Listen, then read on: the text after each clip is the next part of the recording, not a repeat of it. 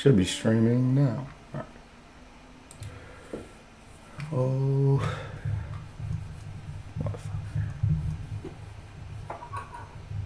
Let me know when it says live because I want to just. it says it's track it live on now, YouTube. so Okay. we should have gotten a notice from Discord though that we were on YouTube. So I don't know if we're actually live yet.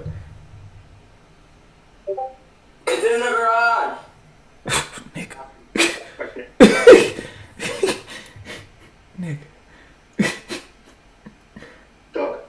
what? Oh, yep, we're live. I said I got a notice that we were live. All right, cool. Let's get started then. All right, what's going on, you guys? This is Charles. This is the Traders Corner. Back again with the Traders Corner podcast. It's been a minute. It's been a while, but I got a little bit of a different setup and a lot of different things have happened since we've last made a podcast, especially in terms of our trading. So we're just gonna get started. So with this podcast, just gonna start it off by talking about a little bit about ourselves in terms of kind of where we've been and where we've in terms of trading and kind of where we're going now. Now, D-Hart, I remember we talked about this, last week. So if you want to give it a quicker breakdown, that's more than fine. Zay, you weren't able to join us last week, but, if you want to give your breakdown, that's great as well. But just to get started, the whole theme of this show or podcast is going to be, or this one specifically, is going to be essentially like if we were to get started today, kind of going back from, 3+ to 4 years of like learning to trade, going back to that first day if we were to get started now, the things that we know now, the mistakes we made, good things that have happened, even all that good stuff, right? So that being said, just going to get started and getting started with myself, like I spoke with D Hart about this last week as well. I started really I started learning how to trade going on 4 years now. And when I started very slow. And I, kind of took time to learn things as I feel like I, needed to. And I really didn't rush anything. Right. And I've learned a lot and there were definitely some ups and downs. And even though I took some time, there was definitely still some easily avoidable mistakes that I made. And it would have been easy to, it'd be easy to look back and get upset and talk about how I could be farther ahead, but that doesn't really serve me well now, right? I think one of the biggest issues I had when I got started was accountability. And a large part of that problem was because I wasn't part of a quality trading community, really. Like when I first got started, I was learning from good people, but I wasn't a part of a good community, and I introduced, trading to D Hart and Isaiah as well. And so it was good to be around them, but, it in the nicest way possible. It's kind of like the blind leading the blind. We were kind of trying to figure it out ourselves and then trying to explain it to other people, explain it to, to our friends. And there was nobody who was in that position, right, that I could tap into a community, right? And so because of that, I kind of struggled with some of the small things, like the little things, right, that will make you a successful trader. Because while discipline's important and trading is a strategy that works is very, very important, there's so much else that goes into being a successful trader, actually making money after taxes, expenses, all that shit, right? So and being able to support yourself with trading. So that being said, was able to find a community. I was lucky enough to find a community, by just consuming content on YouTube. I came across Falcon Trading Guidance, which in my opinion is one of the best, if not the best, strong, trading community in the Forex space at this point right now. There's a lot of good communities out there, but I think besides just things that they talk about with Forex, I think there's a lot of good shit that you can get out of being as a part of that community, right? But eventually I did move away from Falcon Trading Guidance kind of in favor of a different form of technical analysis, right? And it wasn't so much that I didn't enjoy the community, because that is the one thing that I really miss about being a part of Falcon Trading Guidance is the community. But I just knew that if I was around people where I wasn't going to be doing the same thing in terms of technical analysis, and Falcon Trading Guidance is really that kind of community where everybody's doing the same thing, right? There's trading communities out there where you might see a bunch of traders doing different things that they find successful, or you might see a bunch of traders kind of trading the same overall style, right? Now, it's going to be different to each person, obviously, because trading is a very individual game, but trading the same overall style. Falcon Trading Guidance is that kind of community where everybody's trading the same overall style. And I just wasn't resonating with that style anymore, just in terms of my psychology. So I moved away from it, and now I'm basically trying to organically build my own community of quality traders around me, right? as I said before, there is some element of like still like, okay, well, we're still in the same, let's take for example me and Daniel, right? We're still in the same spot, and we're trying to help each other, right? We're in the same, basically in the same spot as each other, but we're trying to help each other, and that can be a hindrance. But I think I am doing better about finding people kind of ahead of me in terms of like taking what they want to in terms of like taking their lessons, right, as like mentors and like that kind of stuff, even though I'm not part of a community, right? So that's like the main thing that I would say in terms of my journey. D Hart, Isaiah, I don't know if you want to go, either of you want to go next. Completely up to you guys. Put my computer in here. Yeah, I can go next. So kind of like Charles was just saying, I've been doing this for going on 4 years now. I'm a few months behind him, but roughly same timeline in the journey, right? Started with Investopedia and Baby Pips and those things that everybody usually starts out with for like basic technical analysis concepts. And then the first course we really took was the Urban FX course, but there was no real community behind that one. So like Charles was saying, it was kind of just us three, just shooting the shit and doing whatever, we could to try to like advance our trading careers, basically. So we would literally meet up once, twice a week and be like, yo, let's back test. Let's see what we see in the market. You know what I mean? And really throw it on the TV screen, somebody would do some analysis, and then we would ask questions like, why do you see that? Like, what do you think is going to happen? And then we basically did that for like months. I'd say probably the whole school year. Yeah. Whole year, Definitely an entire semester. Yeah. The next year. Yeah, definitely an entire semester. Did that for a while. Yeah. Yeah, so we did that for a while, and then obviously we couldn't do that anymore when we were apart over the summer and stuff like that. But then we really, we took Urban FX course, and then after that I started trying to backtest my own strategy based off of that style of trading. It didn't really resonate with me. Like I understood the concepts and I could analyze the chart. Well, not looking back, maybe I couldn't analyze the chart like that as well as I thought I could. But I thought I could analyze the chart at that point, and I was trying to build a strategy around that. But for some reason, it just wasn't working for me, and I think it's just because that style of trading didn't resonate with me as a person. So then I actually during that time of backtesting that strategy, we actually took a trip to Philadelphia to meet Austin Silver because he was having like a get-together like event or something like that. And then we all met him. He was a cool dude. Enjoyed talking to him. And then I actually ended up taking his course, enjoyed his community, and then from there, it kind of really opened my eyes to the power of a community and like how to really like build a trading strategy and like what it really entails. And his style of trading is resonated with me much more. The indicator style or day trading, getting in and out quickly and stuff like that. That resonated more with me than the Urban FX style. And there's nothing against Naveen and Urban FX. That's just that's just how I am as a person and what resonated with me. So I started trading with them for a while, and then after I was very comfortable, I broke away from. I'm still a part of the group. I'm still in Discord. I'm still in contact with Austin because we still have a pretty good relationship. But at the end of the day, like I don't want to be pigeonholed to a certain thing, So I don't want to have to rely on Austin to be a good trader. You know what I mean? So I kind of developed my own strategy. And it is similar, but it's definitely very different than the strategy that I used to be trading at ASFX. And so I'd say that's where I am now in my trading development. Isaiah's. Yeah, I got it. So I guess I started out basically the same as you two, but I feel like I took a very different path, even though I was there the whole time, like with you guys, because like we took Naveen's course and like it was, I did really understand like what he was saying, but I still felt like there was so much I didn't know that like you need in order to trade. You know what I'm saying? Like I understood his concepts, whatever, but like the actual like trading part of it, like D Hart said, like we learned from Austin, it's like building a strategy and all the other stuff like that goes along with actually running an account. Like I didn't really get that from him. So when we went to Austin, like that's kind of what I took from him because I didn't really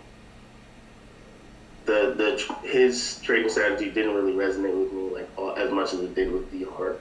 So like I didn't really take like all the indicators and stuff that he uses from it, but I definitely did take the way he set up his strategy and like the guidelines he uses in order to like build his routine. But I feel like I tried to build a strategy. Well, the strategy I have now that I'm working on is basically just I took a lot from Naveen and him, and then I also watched the market maker course. You know what I'm talking about? The ICT, and I took small things from everywhere and like kind of like pieced my own little niche strategy together. But I feel like with that comes a certain degree of anxiety and uncertainty because you're like, oh, this is not someone else's and they already tested this. This is your own thing, and you know. Yeah, I see what you mean. You don't know for sure, right? Like you can at least rely. Yeah, for me, that's why.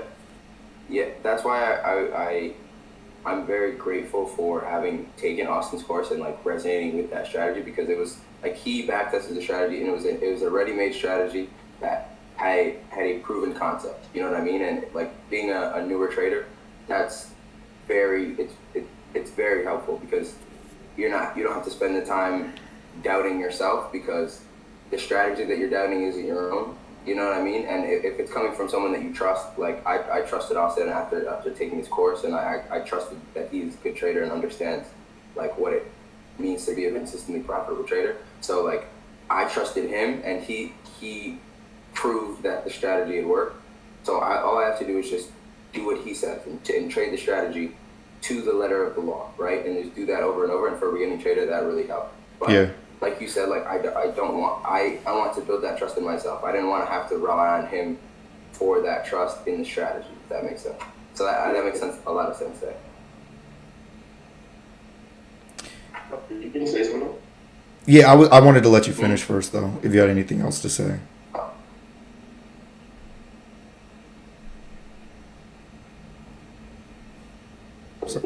You good? All right.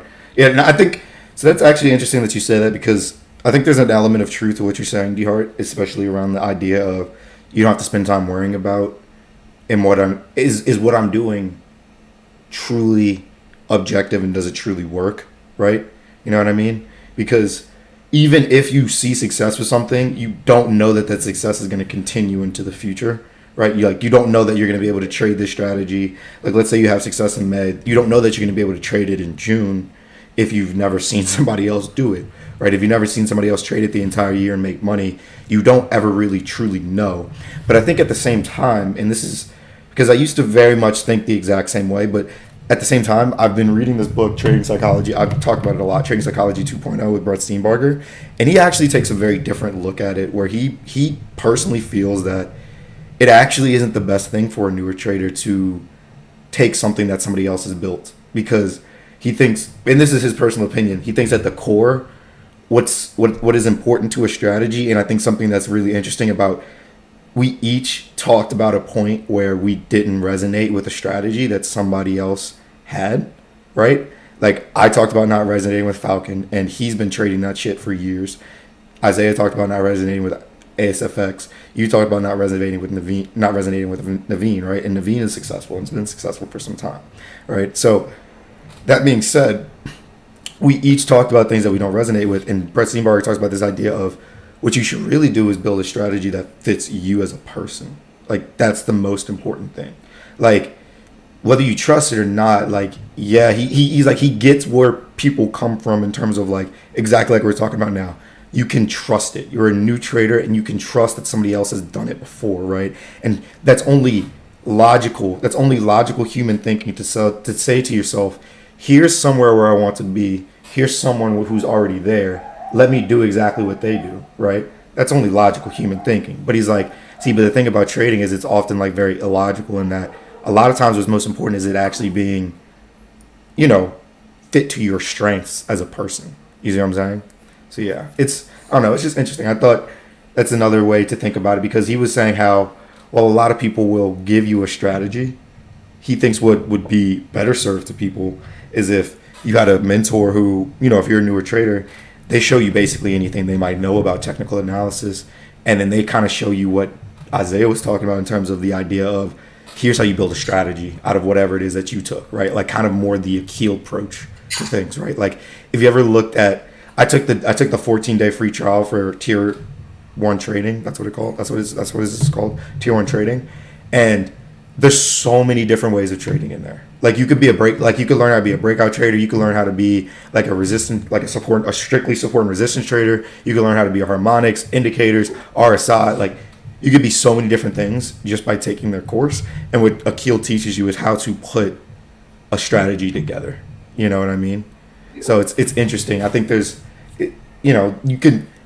you can find success doing what it is that we talked about in terms of like grabbing a strategy from somebody because at the end of the day, like I was talking about, it's about strengths. You know what I mean? And you talked about the idea of how you really like the way that Austin traded, which likely means that you all have similar strengths, right? And like I'm realizing now that I like the way that you guys trade, right?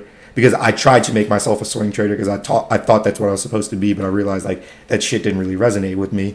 And I'm sure that you feel the same way, especially with like your coding background, like you're good at like pattern recognition, picking shit up on a quick fly, right? That kind of thing, right? And you want to, as well, this kind of goes in with your coding background, I'm sure, like you want that almost, it's instant gratification, right? Because you can like iterate with code. Like you can take all day to write a code and like run it for the first time, or you could like write it and like, it's kind of up to you, right? Like that kind of stuff. So, and I realized like that was my strength, right? Like my strength is pattern recognition, and I love that. Give me feedback and I'll change. Give me feedback and I'll change, right? And so because of that, like I think that's why you kind of like took like a fish to water with Austin's strategy, because like I think that's when you were most successful. You know what I mean? Is like when you were just like following it letter to the law. Like I thought that's when you were like most successful in your trading because, like I was just saying, like y'all had similar strengths, right? And like his strategy is literally built around those strengths that we were just talking about: pattern recognition, get in, get out, give me my feedback. And you can expand his strategy because his strategy is a fractal strategy, but like the way that he generally trades it, it's very shorter time frame, pattern recognition, get in, get out. So yeah. But just moving on. Sorry, I'm gonna close this door real quick because my neighbor let their dog out. I said before, and I'll say it again, you can count on three things in this world: death, taxes, and that dog barking at the same time. Sorry. So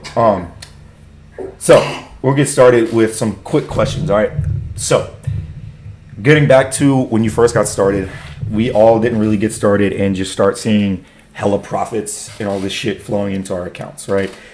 D-Hart, I don't know how long it took you to take a live trade for the first time, but it took me a good minute, at least more than a year, right? So that being said, well, at least more than 6 months going into a year. That being said, what was your biggest reason for sticking with trading at the beginning when you were making no money from it?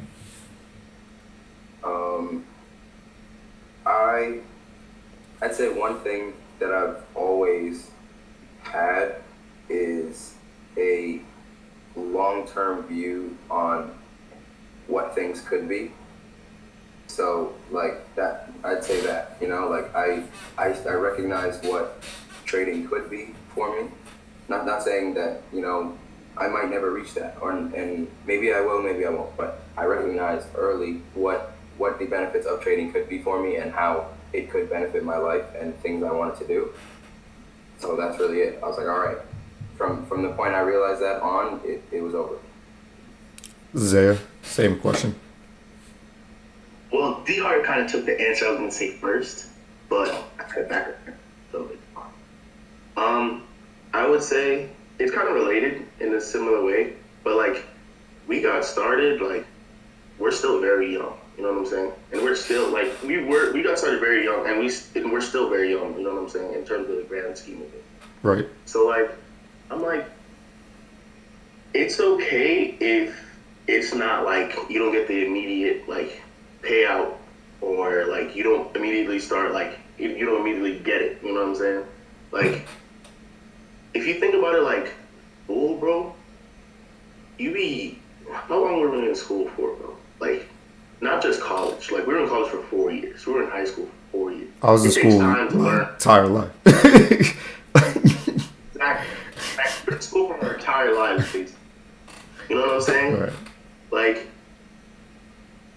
I know, like, in order to learn something of value and learn it the right way, like, not to say that our school system was the best, but in order to actually, like, gain something from it, like, you kind of just, you can't rush it. Yeah. So, not earning at first is like, I just took it as part of life. Yeah. Like, Yeah. there's going to be a development period. Yeah, I think you both kind of hit it as well. Two things I would say, because I definitely saw the long term potential of what trading would be able to provide me. Right, like kind of running into it now. Like if things go right, you can get funding, right, and all this kind of things. Like, and you can just open up the door to make money for another business you might want to start, or investing in real estate, or what have you. Right, whatever it is that or just traveling, if that's what you want to do, right? It could be a long term thing, but I understood at the end of the day, like, it was kind of a skill that nobody could take away from me. You know what I mean? Like, I could do it when I was 50, I could do it when I was 60, and probably do it better than I can do it now. If I continue to trade, right? And I think the other thing I realized as well was, and I think I was lucky that I started to learn to trade when I was actually like a finance major in school. So I had a very realistic view of what, financial markets was, right? I think everybody, especially nowadays with, some of the things you see on like TV or pop culture about financial markets, you have this idea that it's like, oh, you just come in and like you're this whiz kid trader and like you're a millionaire in like a year. And like, yes, that is the reality for some people, like some incredibly intelligent people, right? That is the reality for them.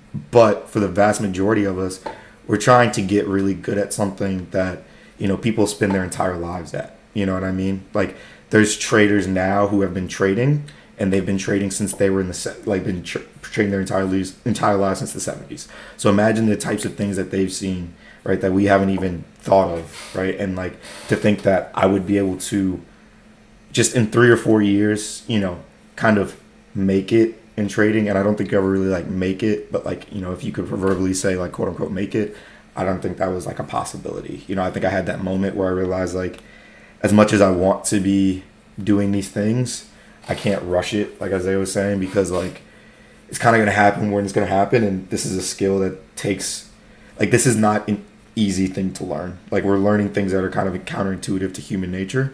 So it's going to take a long time for us to learn them, so. Okay. That being said, going forward, how did you push past any like low periods, indulgent periods during your development? Periods where you're asking yourself, like, should I keep doing this? What made you continue to do it? If you even had periods where you asked yourself if I should continue to do this. Anybody? Zay, I'll let you go first this time because I want to go first. That's fine. I guess.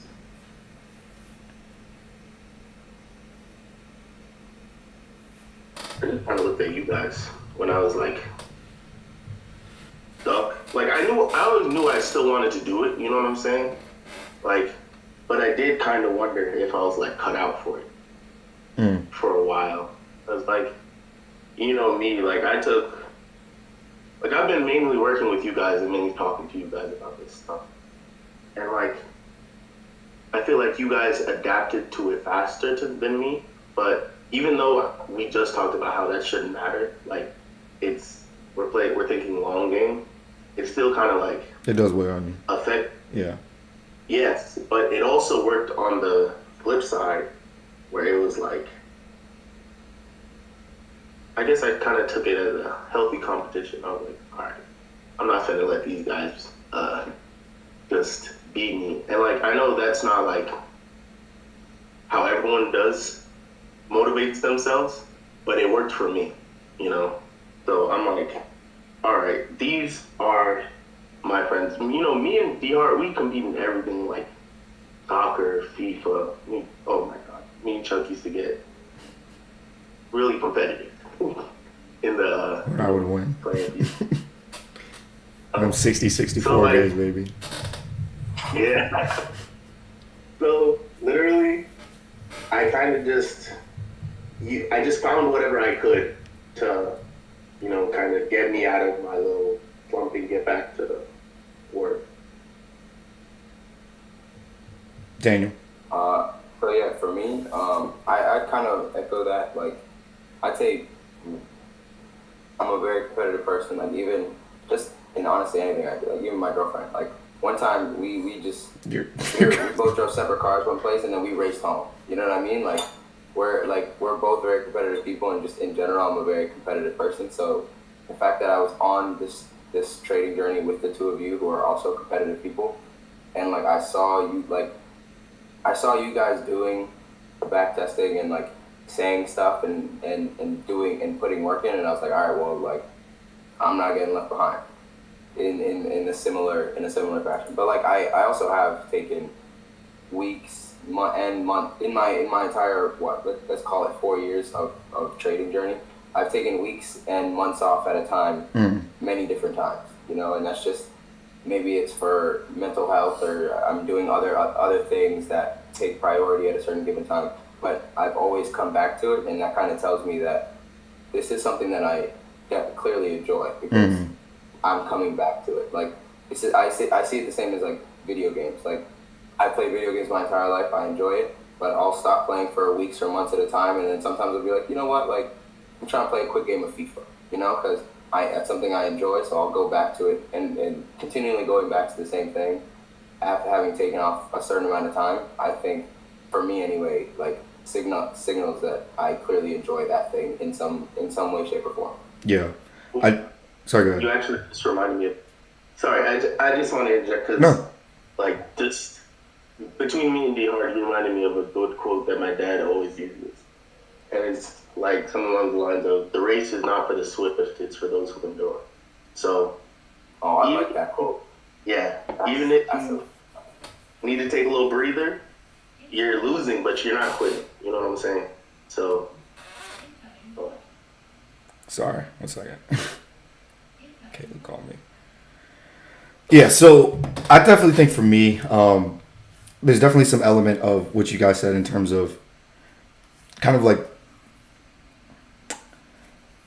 being able to come back to it. You know what I mean? Like there was periods where I definitely felt like, okay, I need to take a break. I don't know that I would take months off, but I definitely remember a period where I took a month off, right? And that was the first time I had taken that long off from trading, and I was just like thinking about it all the time. You know what I mean? Like I just wanted to get back to it, but I knew I needed to take that time off for myself. Like for my own mental health, I know I needed to take that time away. You know, it just wasn't good. Like it was during the corona, like right at the height of COVID, like, you know, right when COVID happened. So it's like, you know, I'm graduating college in my, you know, living room and like all that kind of stuff. And it's just like, you know, weird time. And like, I'm not going to the job that I had, and like now I'm not making money. And it's just like, you know, so I took some time off for myself, but kind of like D Hart said, like when I came, like I didn't have to like push myself back to it. Like I felt pulled back to it. Like I wanted to go back to it.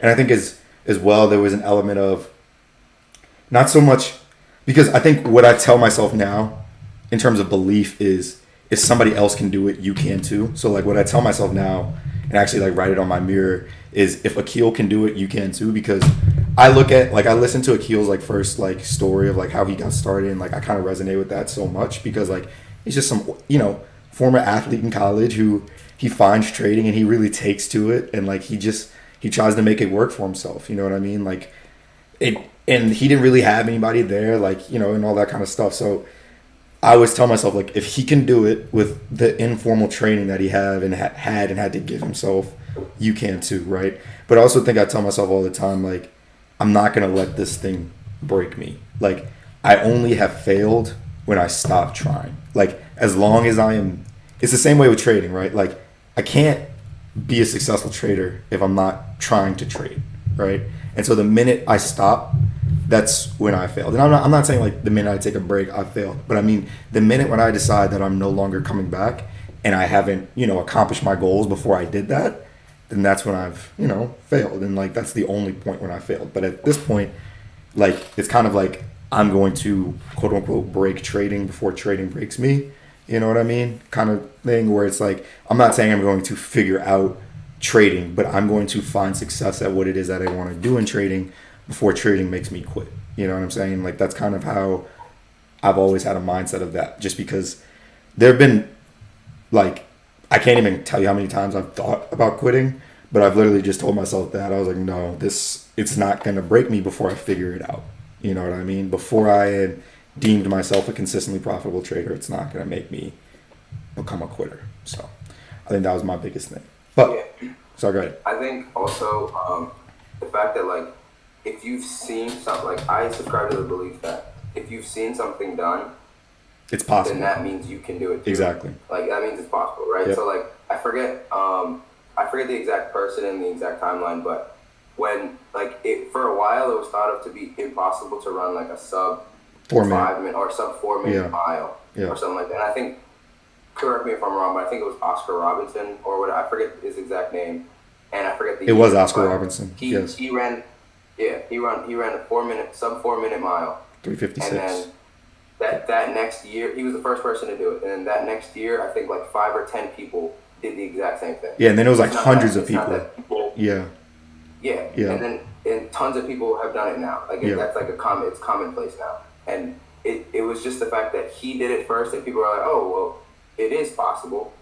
So I can do it too. Like if he can do it, why can't I do it? And that's a very powerful belief system, and I subscribe to that. Because especially I think it's especially powerful in trading because trading is one of those things where it can be very easy where you can look at the education that other traders in the market might have and think to yourself, I'll never be able to reach that level.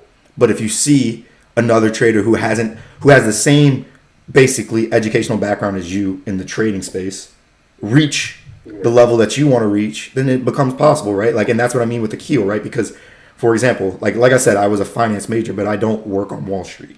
You know what I mean? But because I had, that finance degree, finance background, like obviously I was around people who worked on Wall Street. I would visit Wall Street firms just through the Howard, business school, like that kind of stuff, right? And so I saw these people, right? Like I saw it, and that would often intimidate me in terms of like I'm in my college dorm room trying to learn all this shit by myself, you know what I mean? Or I'm popping down to the lounge in our dorm room trying to learn that by ourselves, in the dorm trying to learn that by myself. Who am I to make this shit happen compared to these people who have access to all this technology, all this education, all this kind of stuff, right? But then it's again, I get back to like D Hart saying, I saw Akil do it with exactly the same setup I have, if not less. You know what I mean? I'm sure he had access to less information than I have access to now, with the power of the internet and how much trading shit there is out there. Between when he started 13 years ago, I don't know what it is now, like it was like 12 years when I first started watching him. So it's probably like way more than that, like 15, something like, I don't know, whatever, 16, something like that, right? When he started all of those years ago versus when I started, there's still a lot more information. There's so much more information out. So it's like I have access to more, and he's able to hit the goals that he supports himself through his trading. Obviously, yes, tier 1 trading helps him support himself, but like he got to a point where he was able to support his family, support his girlfriend, all that kind of stuff through his trading, and that's my goal, right? And like I saw him do it, so why can't I do it, right? So that being said, what was kind of like getting through these rough points, or even kind of going from maybe even not from a rough point to a rough point, to a better point, but like a good point to a better point? What was something like, what's like the biggest thing that sticks out to you in terms of like a change or like a chance you took in your trading that like moved it light years forward and you couldn't have imagined it? It could be like the smallest thing, biggest thing, whatever. Either one. For me, it was honestly it wasn't trading. So it wasn't because of something trading wise. It was actually like me doing everything I needed to do in my daily life. Like I had a routine. I woke up at a certain time. I did what I had to do. I meditated before getting on the charts. I was going to the gym. I like that. Me having everything, all my ducks in a row, so to say, that helped me be more profitable. So I wouldn't say it's anything trading specific. Like I added this one indicator or I added this one thing in my strategy and it boosted me light years. It was just me being efficient in everything that I was doing. Isaiah's. Maximum. Still thinking. Okay, yeah, I can go. So I definitely think the routine was definitely a help, but I would say as well, personally, I think the biggest thing for me was true self belief, and I think the biggest change that I made to get that was honestly, and this is going to be something that not a lot of people talk about, and I think people need to talk about it more in the trading space, is like getting a therapist. When I got a therapist, he really helped me understand the true idea of like what is true self worth, because I think we've talked about this before, D Hart, like this idea of people believe self confidence to be, oh, I can do anything, but it's not. It's I want to do this thing, but if I can't, or if it doesn't work out, or if I want this thing to work out and it doesn't work out, I'm going to be okay. You know what I mean? Because like I love myself as I am, right? And like I think that was the biggest thing, because when you understand that, it becomes a lot easier to accept things when they come, right? Like it doesn't make you give up on your goals, because like that's the main thing that my therapist used to say all the time. He's like, he would just like ask me stuff and he was like, you sound very ambitious, and I love that. I love how ambitious you sound, but like I need you to recognize that you're not your goals. You know what I mean? You are not like, and like I'm very careful about nowadays describing myself as a trader. Like I try to say more, I am someone who trades, or I am Charles Rice and I enjoy day trading, but I'm not a trader. I am Charles Rice. You know what I mean? Like, and I think that especially athletes, like we are very, very guilty of doing that in terms of like identifying with our sport. I am a soccer player. I am a basketball player. I am a lacrosse player. You know what I mean? And like I get it, but then what do you see so often with so many athletes when they abruptly end their career? They don't know what to do with themselves. They spend like a year, maybe half a year, maybe more, figuring out what it is that who they are and all this kind of stuff, because they've never looked at it, just who am I as a person? Who is Charles Rice? Like take away soccer, take away trading, take away all that. Like who is Charles Rice? And I think having those conversations was like the biggest change. And it's not a change and I just made it and now I'm good. Like I still go through it every day. Like I tell myself every day in the shower, like you're not what you do. You're not what your successes are. You are who you love. You love who you are. Like you are who you are, and that's it. And like you love that, and like that's exactly who you are, and there's nothing more to it. You know what I mean? You want to grow, and that's great, and that's part of who you are. But that's the things that you do to grow, the goals that you hit. That's not who you are. It's just you are just you. So I think that's the biggest change I've made. Yeah, I'd say that's honestly something I struggle with, like disassociating myself from the things that I do. Like, I'm gonna be honest. From the time I was a child, from the time I started kicking a ball, I have always described myself as a soccer player. Right. Oh, what are you? I'm a soccer player. Right. People are talking about me and they're just like, oh, do you know Daniel? Oh yeah, the soccer player. Oh, the soccer player. you know, Yeah. like, that's kind of my identity. Yeah. Oh, the one on the soccer team, the one who's playing soccer, the one that's doing this, like that's been my identity. So like disassociating from my personal identity from the things that I do is definitely a challenge for me, because it's just been since I've been a child. It's been ingrained in me that like I think that's what I am. Yeah. Therefore, I act in certain ways. You know what I mean? So yeah.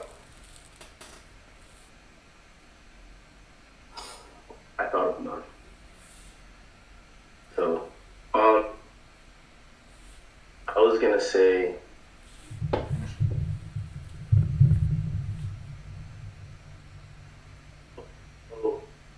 Wait, what was the premise of the question again?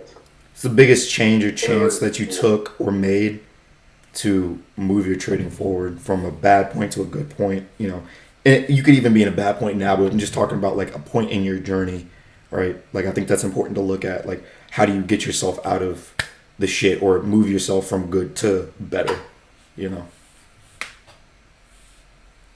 Well, okay, I I got it there.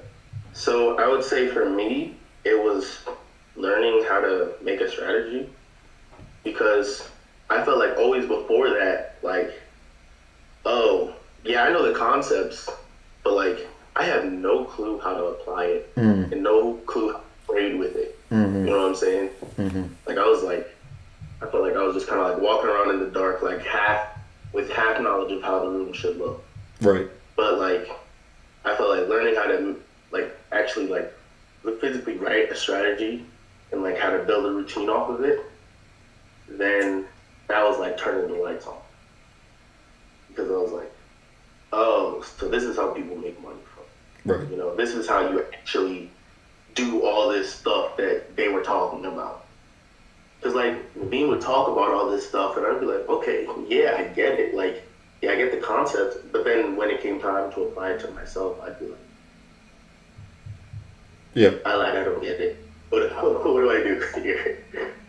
Right. But and I would say that's like the greatest value, and I got it from Austin's course. So even though I didn't like actually like resonate with his strategy, I still gained a lot of value. Mm. Yeah. So, kind of same question, flipping it on its head now a bit. Biggest risk or change you think you need to make to advance your trading to its next level, right? I'll go first on this one. So for me personally, I think it's treating my trading like a business in deeper ways. So I think as I've gotten older, I've better understood what a business is. You know what I mean? In terms of like, because I understood like what I didn't understand. I'm not going to sit here and say I understood how business works. I understood how business works. I took to business. I appreciated learning about it. I enjoyed learning about it, right? And there are certain things that I kind of picked up quickly that took other people longer to learn or who they still haven't been able to learn these concepts. Yes. But what I think as well is understanding how to take a business that you might think of, like, so for example, right? You tell me that you want to start a bakery. I might be able to tell you I would be able to tell. I'm not going to be able to tell you everything that you're going to need to start said bakery, but I'm going to be able to tell you how to set up your business in terms of a financial way, right? So you're going to look at like for example, you're going to look at cost of goods sold versus like overhead, right? And like your rent's going to go in your overhead. The shit that you need to bake stuff is going to go in cost of goods sold. I understood that, but I didn't understand how all of these things in terms of a business applied to trading, right? And this idea of if I am a trader, I'm a singular trader, I'm still need to think of myself as a hedge fund, right? Because I think that's something that a lot of people kind of get messed up. They think, okay, because I'm a singular trader and I only have to worry about myself, and this is kind of like spewed in the community. This isn't like traders' fault. This is what's taught in the community. You know what I mean? You're a singular trader. All you need is the right account size, proper risk management, i.e., good trading psychology, and a strategy that works, and you're golden. That's not all you need. You know what I mean? Like trading is a business and so much more and so much deeper than that. And that's something that I'm learning now. Like there's different things that go along with it, right? Like you need a process for continuous improvement in your trading because you can't trade the same way for the rest of your life and think that you're going to make money for the rest of your life because the market's going to change, all that good stuff, right? So it's like those kinds of process for continuous improvement, processes for screening out possible opportunities or learning new markets or looking at new markets, right? Processes for evaluating my performance, processes for managing my risk, processes for managing my psychology, and like kind of like, you talked about D Hart, like meditating before the markets, like that kind of stuff, right? Like there's a lot more that goes into trading besides just, good psychology and following the strategy. And I think that's the biggest change that I need to make and making it very concrete. So I'm actually reading this book called Trading Psychology 2.0 by Brett Steenbarger. He basically talks a lot about those kinds of things, like different exercise you can do and like questions you can ask yourself about like how you have your trading set up to do those things. And I'm actually, working on those things now. So that's kind of my biggest focus. Either anybody next. Sorry. I could play off of that because you made a lot of good points. And I feel like while you understand business, I'm kind of learning about it right now. Like, because like the job I'm working about is like project management type stuff. And like that got me thinking a lot more about like how a business is run and like what you actually need to do, like what not just what documentations you need, like what processes you need to follow. Like so in that we've always said, oh, treat your trading like a business, but I feel like I never actually got it. You know what I mean? Like I was like, oh yeah, business people they make money, so treat your trading like you want to make money. No, that doesn't like actually mean anything. You know what I mean? So like I feel like what I've been learning now, like that will like actually translate into like me being able to trade live and doing it like consistently and like actually following through with it is learning like that man those because what book am I reading right now? Financial Intelligence. Yeah. And I don't know.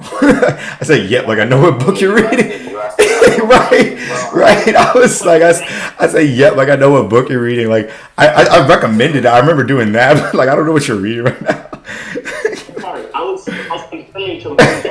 Sorry, I apologize. I was confused. No, Right. I was just saying yes. I am reading Financial Intelligence. All right. But like I'm learning about all these, like all the business, like documentation side of things, and like oh, like how they actually work. You know what I mean? And so I think that like, and you made me think of that just by your little spiel just now. But I think that actually will help me improve not just like my trading, but like help me improve as a business partner in like TTC type stuff, the trade partner type stuff. So yeah. Honestly, for me, I mean, yeah, I would also echo the same statement on trading. You're trading like a business because honestly, you don't really know what a business entails till you start a business. Mm. So, and you know, I've kind of started a few at this point, so I know a lot more now when we started talking about treating your trading like a business. But Yeah, I would we've say for me, started a it's just the few. consistency, like just showing up consistently and doing the things that are required to be successful. I think that's all it is. Yeah. Speaking of that, we need to talk about one of these other businesses we tried to start after this. Because you just said I've tried to start a few, and I just laughed because I was like, yes, we have tried to start a few. But see, it's like, you know, like it sucks, right? It hurt, but like I learned a lot. You know what I mean? Like I learned where my deficiencies lie and all this kind of stuff, where I need to just hire somebody to cover, or like where I could learn more, and like where I'm even willing to learn more, like all that kind of stuff. You know what I mean? And like kind of like you said, like you don't know what it entails until you really get into it. You know, so yeah, that's good. So that is what's next. So very quickly, we're gonna end it off with two quick guides for you, two quick, you know, how to's or however you want to think about it list, right? So first and foremost, we're gonna be talking about, like we were saying before, and D Hart's mentioned this, consistency in your processes. Specifically, talk about around this idea around like, you know, before you get into the market and everything. So today we're gonna be talking about 4 things that could be messing up your trading routine without you even knowing it.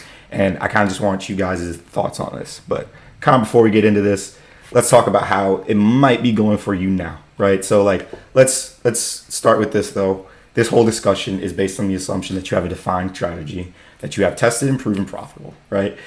So if you don't have that, definitely go check out our website. We have a couple courses on there that might be able to help you out with that, but definitely just go take a look. We got a whole 5-step strategy, pretty simple, right? But getting back into it, let's talk about what we have now. Let's assume that you have a strategy, already put together, all that good stuff. You wake up in the morning, hopefully before an opportunity has materialized. You check Instagram or TikTok very quickly to see what you've missed overnight. Brush your teeth, wash your face quickly before making a hurried pot of coffee because you're tired. You sit down in the chart with your coffee, nothing materializes for a while. You feel a bit sluggish at the desk, but stick it out because rightly so, you want to be available to take valid opportunities as present themselves. An opportunity presents itself and you hop in it, but you get nervous as soon as you're in it. You don't get where these nerves are coming from because you have a strategy that you've tested and all this kind of stuff, right? Eventually the trade turns out a winner, but you know you had some serious negative feelings during the trade and you weren't in a calm state that many consistently profitable traders talk about.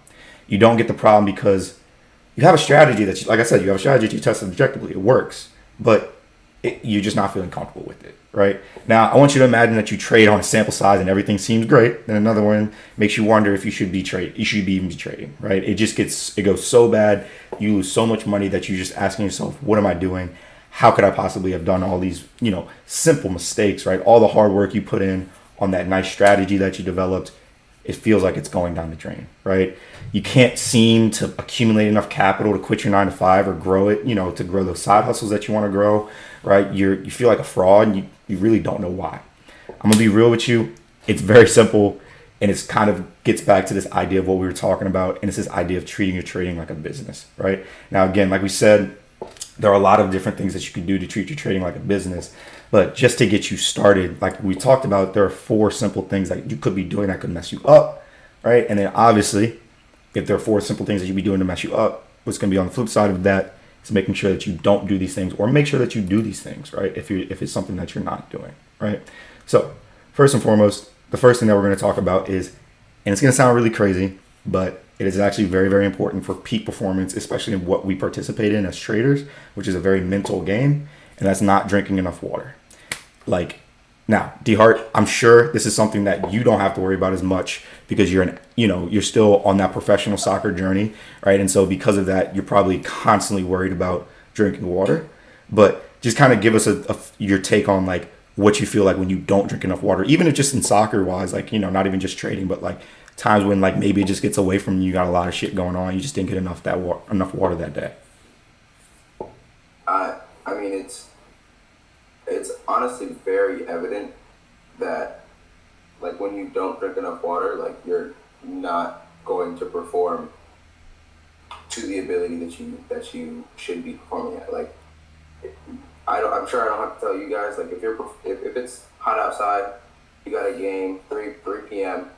you didn't drink enough water, you can't get your mouth is dry, you can't get any saliva to like. This shit tastes terrible.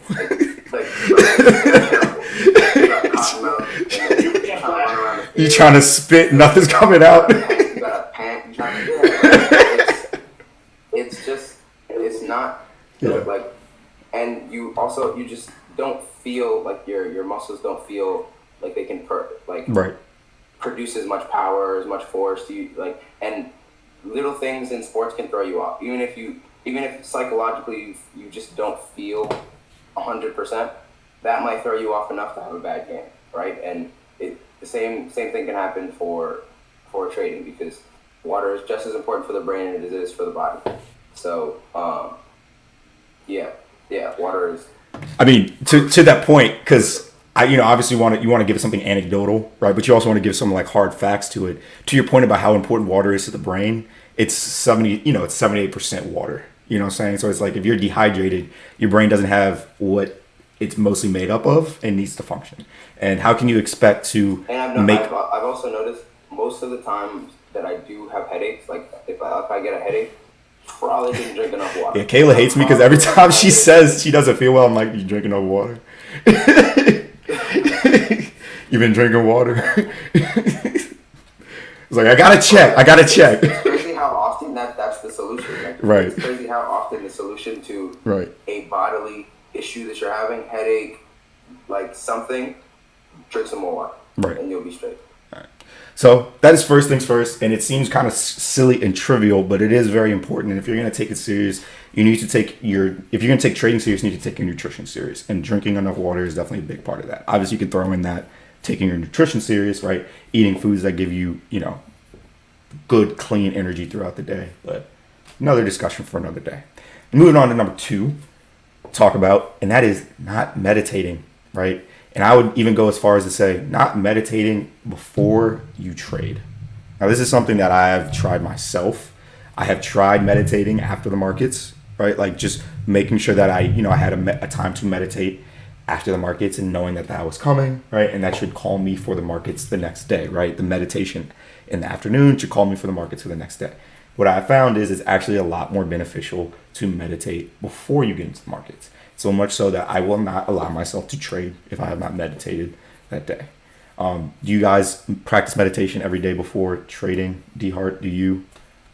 Isaiah, do you practice meditation I, daily? if I'm being honest, I'll say I try to, Okay. because I've noticed that there are days where sometimes maybe I'll wake up late and it's like harder for me to get out of bed, and I'll kind of just roll out of bed and get on the charts. And those are the days I don't trade as well. Like I call out losers, or I'm more prone to not following my rules. I'm more anxious in the market. Like I've traded both ways, and say with 100% certainty I am a much better trader when I have meditated before hopping on the chart. I'll take it a step further because I haven't, personally, I've had a lot of stuff come up and I haven't been trading a lot recently, but I still meditate every day because it just helps me plan like function and like be able to plan my day better afterwards, you know what I'm saying? Like it just gives your brain a little time it needs to organize whatever is swirling around in your head. You know what I'm saying? And I think I noticed. no, go ahead. I was just saying it's just had such a it's just like outside of trading even it's just such a beneficial practice to do every day. Yeah. But go ahead. No, I was gonna say as well. I think people hear this idea of meditating and they think that means you have to like sit still and like. There's a lot of different ways of meditating out there. I have ADHD out the ass. I'm a very hyperactive person. So the idea of sitting still for 10 minutes in the same position is very difficult. I like to try to use that as a kind of like a test in the beginning of the morning. But as well, you can meditate, while you do yoga, or you can meditate like there's what they're I forget what the exact name of it is, but it's basically this idea of like walking meditation where it's like you literally just walk outside and you just focus on the sound of your feet. You know what I mean? The sound of your feet hitting the ground, and you take in other sounds that are going in because obviously you're outside and you can't control what happens, right, in terms of the sounds that happen, but like that's the whole point of it, right? And so don't just think meditating and think like you have to do it the same way as everybody else. You have to use guided meditation or not use guided meditation or whatever. Use whatever works for you. Now, next, and this kind of goes along with the last thing I was just talking about in terms of like maybe walking, right? And this is something that I do. Now I want to hear you guys' thoughts on this, and that is not exercising your body before you trade. Now, something I try to do is, I've implemented now is yoga every single morning before I get into the charts. So I both meditate and do yoga. Now, some days I'll also take a walk. It really all depends on how efficient I am in the morning. If I'm hyper efficient, I'll generally have a little bit of time before I'm, allowed to start trading. So I take a walk around the block, but at the bare minimum, I always do like the yoga is in my schedule. You know what I mean? So I want to hear you guys' thoughts on that. That's actually interesting because actually while I was in Spain, I did because of the time zone difference. Like I'm 6 hours ahead over in Spain, so when I'm hopping on the charts, it's like 11:30, 12 p.m. there. So I would have gotten a morning workout in. But while I'm in the U.S., like I have not like worked out or done any type of exercise before hopping on the charts because it's usually like I'm usually waking up early to trade. So then I'll usually go to the bathroom, drink some water, and then meditate or something, and then hop on the charts, right? Because I usually won't have enough time because I don't wake up early enough to go work out, come back, and then still have enough time to like catch all my opportunities for the day. But I honestly I don't know. I haven't really noticed a difference. Like I physically haven't noticed a difference. Maybe I should have taken some data on it, but that's not something I've actually forced myself to look at. Isaiah, do you feel like maybe like when you work in the morning, do you feel like you work better after you've exercised? You know what I mean? Yeah. Oh, so I was gonna say, I feel like it depends, like, how hard I'm exercising, really. Like, a little bit of blood flow, like getting, like if I do a little bit of cardio, then I feel like I'm more alert and more, like, and able to focus a little better. But, like, sometimes, like, if you work out, like, too hard, you end up, like, not wanting to do anything else afterwards. So I guess I would say it depends, like, on the, like, you're just finding a balance. Because, like, I find a little bit of blood flow is, like, beneficial to, like, my brain function. But that might not be the same for him. I will say though, because I do remember we used to, so at Howard every day we always used to train 7 a.m. right, and I hated waking up for it, but I did notice that after those sessions I was awake, like I was alert, and I felt, ready, and I like the fact that I got the workout out of the way in the morning, and I had the rest of the day to do what I needed to do, and I did feel kind of alert and awake for the rest of the day. So I will say it can be beneficial, but for my trading, I definitely haven't done that. Maybe that is something I should implement. At 7 a.m. was some bullshit. Yeah, that should suck. Yeah. And then we had to walk up that fucking hill, but yeah, no. All right. So, last thing, and that is going to be, and it's gonna sound a bit different, but I think it's very important in terms of the social media age that we live in. That is the idea of being a consumer and not a producer in the morning. And what do I mean by that? So, if you might remember when I was giving that little spiel at the beginning, I talked about this idea of like you roll out of bed and you check Instagram, TikTok, whatever your social media of choice is, right? Facebook, whatever. That is you being a consumer in the morning, and you're now essentially not shaping how your mind is going to think for the rest of the day, because all information we bring in, whether we know it or not, shapes our mind, right? And like if we bring in information from, say, Instagram, TikTok, all this kind of stuff very early in the morning when our mind is most fertile, that's going to have a bigger impression on our mind, right? And so this is something that I've noticed in my own trading. It's a lot easier for me to worry about what I got going on and worry about my strategy and my rules, and just making sure that I get stuff done and feel like I feel good about what I did in my trading for the day if I don't check Instagram, TikTok, whatever, till like 12 p.m. in the day. And like more than that, just me doing that for my trading has made it way easier for me to stay off Instagram, TikTok, all this kind of stuff. And it's now easier for me to get shit done and just worry about what I got going on, right? I'm not gonna sit and be like, oh my God, get on social media if you want to be successful and all this stuff, blah, blah, blah. No, that's not what I'm saying. Because social media can very much help you become a successful person. But what I'm saying is there's a different way of thinking about social media. You can consume social media, or you can be a producer on social media. Right now, if you're somebody who has a business and your business needs you to wake up in the morning, hop on Instagram and be like, yo, what up, blah, blah, blah, blah, blah. That's a completely different proposition than you hopping on Instagram and being like, oh, that's bullshit. How did he get there? Like, that kind of stuff. Now you feel envious, yada, yada, yada. And you're bringing that into the rest of your day, right? You're bringing those feelings. Sometimes they're good, sometimes they're bad. But now you bring those feelings into the rest of your day. And you're giving essentially an app, somebody else, control of how you might feel for the rest of your day. So I think that's one of the big ones that I've made a change with, and I've seen a big change. Like it was something very like small, but like it's kind of become a bigger change, I guess is how I wanted to say it. So yeah, I don't know. What are you guys' thoughts on that? Anything? If you don't have anything, it's fine. Like, because I never thought about it like that, but there's a lot of times where I'll get on social media and then it'll just ruin the rest of my day. Like, it'll just, like, not saying, like, it'll completely, like, take over or whatever, but it'll just, even if it's not even, like, big, it'll just be a little nagging thing in my mind that I'm thinking about, like, taking away my focus from what I probably should be doing, So I think that's a really good point that I've never considered. But yeah. I'd say I would agree with that point. And I will also say that it really it wastes a lot of time. Yeah. Like you might want to just go on there and check one or two things, but you'll look up and then you would have been on it for 15 20 minutes, minutes, 30 yeah. minutes, an hour, whatever it might be. You know what I mean? It wastes a lot more time than you might think.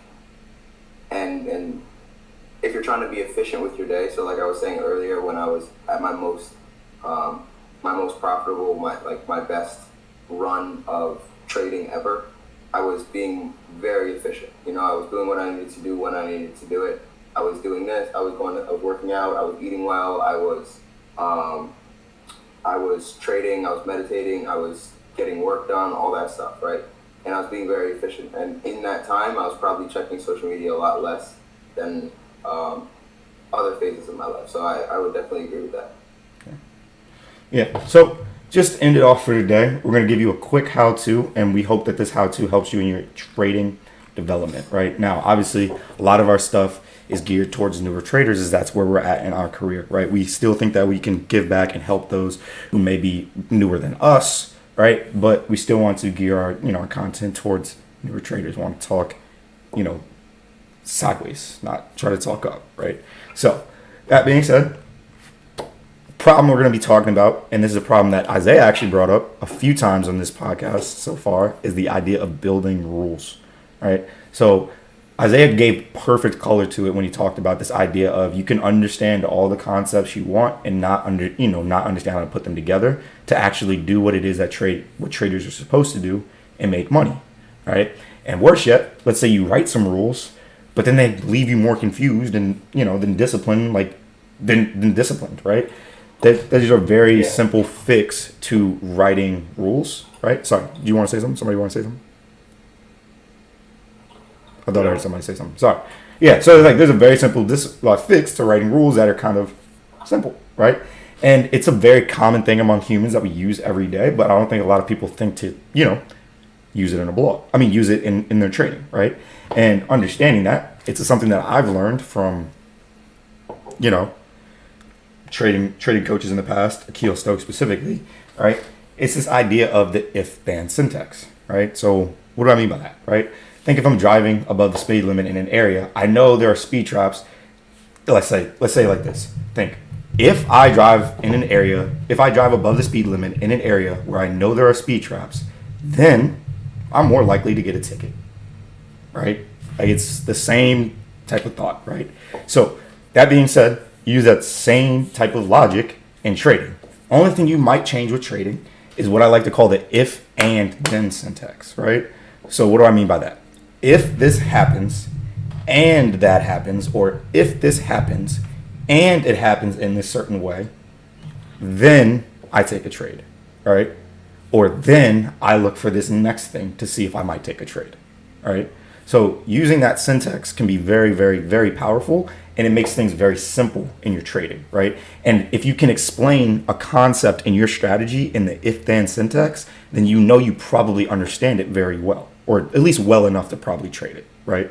I wouldn't say very well, because you can understand something to trade it and still realize once you start trading it, wow, I have a ways to go in terms of understanding this concept, which is perfectly fine, and you should feel that way. So I think the if and then syntax, or just if then syntax, and this is my personal opinion on it. I'm a personal believer that if you use indicators, you're going to be more likely to just use the if then syntax because it's easier, right? I'm a personal believer that you use the if and then syntax to qualify things or to quantify things that your eyes might be seeing to make sure that you're actually following the same rules over time, right? So it's like, for example, I'll give you an example of my strategy. If we have a break of structure and that break of structure made a new low or made a new high, then I look for X, Y, and Z, right? But because I'm just using my eyes to see something, I need to be able to quantify which types of breaker structures I'm looking at, right? So that's kind of the syntax, and it's a very simple fix, and it's a very simple how-to that you could use to help understand a concept that you're trading and actually trade it, right? Or trying to trade and actually trade it. Do you guys have any thoughts on that in terms of if-then syntax? Anything you want to add? Do you already know I spoke there about indicator-based things? So yeah, anything? I mean, yeah. For me, my programming background, it's coding is very black and white, and it is very this happens, then this happens, then this happens, then this happens, then this happens. Like code is read line by line, right? Generally. So being a trader, I brought that exact same mindset to that, and that's what's made me very successful. Because if this happens, then I do this.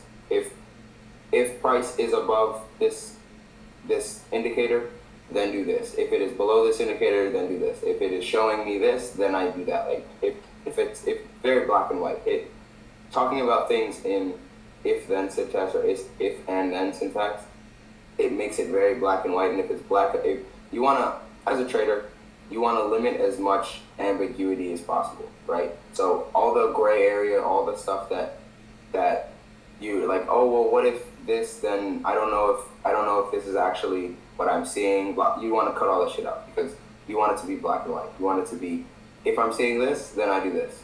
If this is doing this, if this is going to happen, I mean, if this is happening right now, then this is likely to happen. Like you want to make it as black and white as possible because you want to make it dummy proof. Because as people, we will overcomplicate any and everything, right? You want to make it dummy proof. You want to be able to give your strategy to a child and they can execute that same thing. I'm not saying children are stupid, but like you want it to get to a point where you can just give it to them and then they can just execute. Okay, if I see this, oh I see that. Okay, then I do this. Oh, and then I do that. Oh, took a trade. Boom. That's how you want your trading strategy to be. And that's one thing that I really like. Kind of what Zay was saying earlier about how to build a strategy. That's one thing I didn't realize originally upon taking Naveen's course, right? I understood the concepts, but I didn't know how to apply them in a certain way. I didn't know how to apply them in the if-then syntax and make the rules repeatable. And that's what I've learned from using that. So yeah. Say on that note, like it really focuses your attention in a way because it's like there is so many things going on the chart, and just like in life, there's so many different things that could affect how you play out a certain situation. But if you find a rule to like in that if then syntax thing, like you're like, okay, so no matter what happens, like no matter what else happens, you know what I'm saying? Because something else is always going to be happening. But no matter what else happens, if I see this, then I do this. You know, like it takes away the like you were saying, like the overcomplications that we're just naturally gonna make. You know, because we're beings like we're focused always on our environment. Like we are actively calculating things in our head because we get new stimulus like by the We needed it to live. You know what I'm saying? What do you got? No, I'm saying because we needed to do that to live. Like you need to be taking in a Exactly. bunch of information at a time. Like, is that a bear? Like, oh shit. Exactly. So if you like take that into like context, then like it's just it just makes it simplifies it for you. You know what I'm saying? So I think it's kind of necessary so you don't overthink things. Yeah. So that was podcast for today. We talked about a lot of things today, but I think we talked about a lot of things that we hopefully provided a lot of value to you guys. If you guys enjoyed it, please take some time to share with a friend. We would really, really appreciate it. Other than that, thank you for joining and join us.